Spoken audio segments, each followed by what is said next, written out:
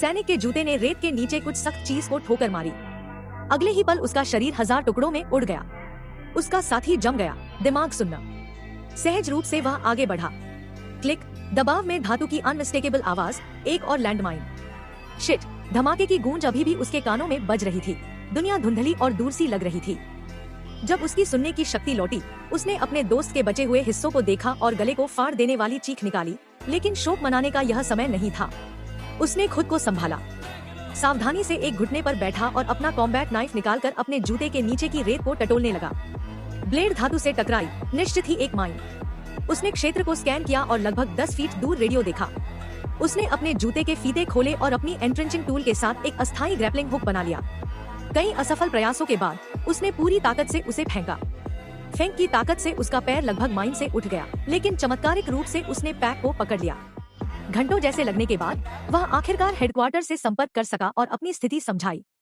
उनका जवाब सुनकर उसका खून जम गया। लगातार रेत के तूफानों के कारण कोई हेलीकॉप्टर रेगिस्तान में प्रवेश नहीं कर सकता था। जमीनी बचाव पहुंचने में 52 घंटे लगते। उसने अपनी घड़ी पर टाइमर सेट किया। 52 घंटे, 113 डिग्री तापमान में। हालात अच्छे नहीं थे। जब भूख असहनीय हो गई, उसने अपनी आखिरी जर्की खा ली और कैंटीन के 2 घूंट लिए, जो अब खाली हो चुकी थी। तभी हल्की हवा चली। उसने सिर घुमाया और उसका दिल बैठ गया। एक विशाल रेत का तूफान उसकी ओर बढ़ रहा था। उसने जल्दी से अपना पैक कंधे पर लादा ताकि वजन बढ़ जाए और अपनी राइफल को जमीन में गाड़कर खुद को एंकर कर लिया। किसी चमत्कार से वह तूफान झेल गया। हम फतेह हुए, जीवित। शुक्र था कि वह माइन से उड़ा नहीं, मगर उसके दोस्त का शरीर हवा से खिंचकर उसके पैरों के पास आ गया था। तभी उसने देखा कि रेडियो गायब है। उसने उसे 30 फीट दूर देखा। तूफान उसे उड़ा ले गया था। सारी आशा खत्म हो गई। उसने हवा में कई गोलियां चलाईं और मदद के लिए चिल्लाया, लेकिन रेगिस्तान खाली रहा। घंटे बीतते गए।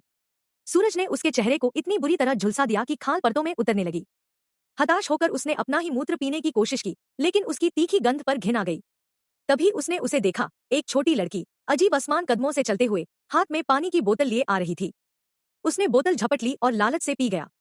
उसने उसे धन्यवाद कहना चाहा, लेकिन वह समझ नहीं सकी। उसने एक खिलौना सैनिक निकाला और उसने भी अपनी जेब में रखा एक खिलौना दिखाया। लड़की ने खिलौनों को जमीन पर सजाया और उनमें से एक को आगे बढ़ाने लगी। वह समझ नहीं पाया कि वह क्या बताना चाहती है। उसने रेडियो की दिशा में इशारे किए, मदद की भीख मांगी, लेकिन वह मुड़कर भाग गई और रेगिस्तान की धुंध में गायब हो गई।